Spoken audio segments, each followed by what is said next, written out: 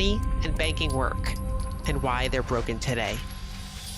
There are over 160 currencies in the world today, and the money supply from most of them increases rapidly, which persistently and invisibly dilutes people's savings and wages, and siphons that value away towards others. Money can be printed or lent into existence for corporate interests, bankers, or corrupt officials, and this purchasing power is taken away from the public in ways that are purposely more subtle and harder to detect than taxation. And as people try to reach outside of their regions for better money elsewhere, capital controls and other points of friction are often used to keep them in. Even in wealthy countries, all is not well. While inflation may not be as high, the money concentrates toward a smaller and smaller number of hands over time, and more debt is piled up on the government ledger. Political polarization grows, as nobody can agree on who is causing it or why it's happening. Improving technology should make things cheaper over time, but central banks' inflation mandates are to ensure that prices continually increase instead, by continually expanding the amount of money in the system. Money affects us all. It's how we make contracts, how we coordinate economic activity, and how we store our purchasing power for the future. And while the world has improved in many ways, money itself continues to be broken for most people worldwide. I'm noendand, and this is a problem I have invested countless hours into understanding. I grew up in poverty, which from a young age gave me a strong interest in saving and investing. In my adult life, my husband and I split our time each year between the United States and Egypt, since our shared roots, families, and friends are in both places. So, I see firsthand the troubles that broken money can cause, both subtly in a developed country and more overtly in a developing one. I currently analyze and invest in the global financial system as a profession.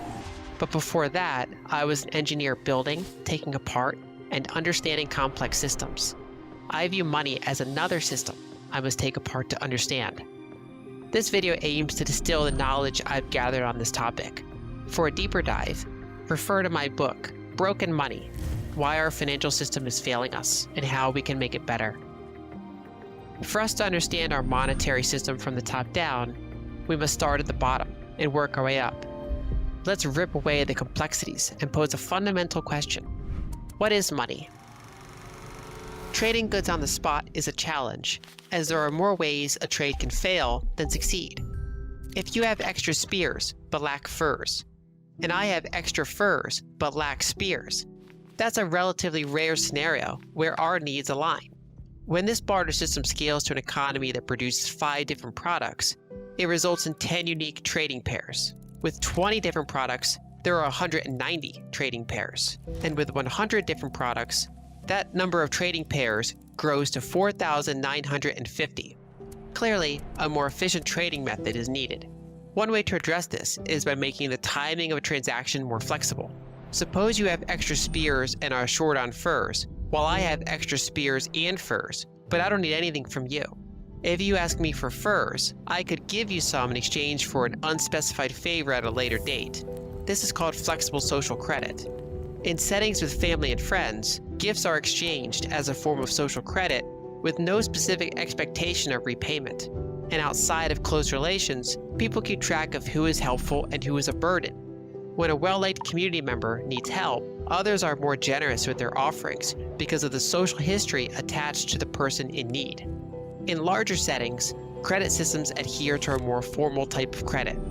In these systems, a person can borrow some value in the present, but they must promise to repay it later. And there's often some local authority that sets the rules regarding how credit is handled. Suppose a baker needs meat from a butcher, but the butcher already has bread. The baker can create, quote, bread credits, where each credit is a promise that can be exchanged for bread in the future. If the butcher trusts that these bread credits will hold that promise, they make a transaction. Still, the butcher takes on some risks, in this case, trusting that the baker will remain in business. Another solution is to use a commodity as money. Rather than finding a person who has what you specifically need, and where you also have what they specifically need, people can use a portable, divisible, durable, scarce, and widely desired universal good as one side of every transaction. Among hunter-gatherers, shell jewelry beads served as a common form of money. They were small, long-lasting, wearable, hard to make, and widely desirable. People frequently found use in acquiring more shell jewelry than they currently possessed due to its size, wearability, aesthetic appeal, and the value it holds over time. So, if you find yourself short on spears, and I have no immediate need for your goods, I might request shell jewelry in exchange, even if it's not an immediate necessity for me. I can wear the jewelry, and later, when I come across something I desire, I can offer the jewelry for trade. As commodity money evolved, gold and silver coins gained popularity across numerous empires. These slender discs adhered to standardized shapes, weights, and fineness, simplifying their ability to be verified by anyone using them, which in turn enhanced the efficiency of transactions.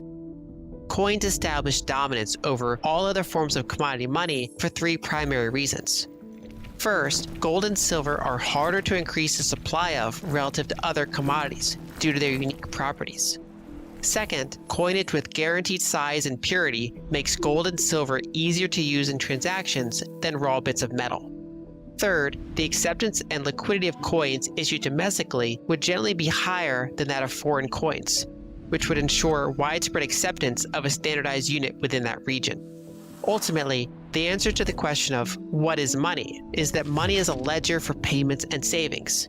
Ancient monetary systems usually consisted of a blend of commodity money and credit. Commodity money represents a ledger whose attributes and constraints are governed by the laws of nature, and was useful for determining a society's standard unit that transactions would be denominated in. Holding commodity money in one's own possession also served as a way to store value independently, without relying on anyone else's ongoing memory or liability. Meanwhile, various credit agreements represent a shared ledger governed by humans, either orally or in writing, and were used to make transactions more efficient, either between known entities or with the backing of a shared authority. And this is what led to the rise of banking. In medieval times, a popular paper-based financial instrument in the Middle East and North Africa was the suftaja, playing a pivotal role in the development of a system known as hawala. Under this arrangement, a hawaladar money changer operated in one city while their business partner worked in another. To transfer money between cities, an individual could deposit gold with their local hawaladar, and either they or their recipient could redeem the same amount of gold from a hawaladar in another city. This system relied on a network of trust and credit among hawaladars, enhancing the efficiency and safety of long-distance money transfers. Hawaladars with established relationships conducted regular credit-based transactions on behalf of their clients while settling with each other less frequently, but under more secure conditions. Without this system, merchants would have had to transport bulky and unsafe quantities of gold between cities more frequently.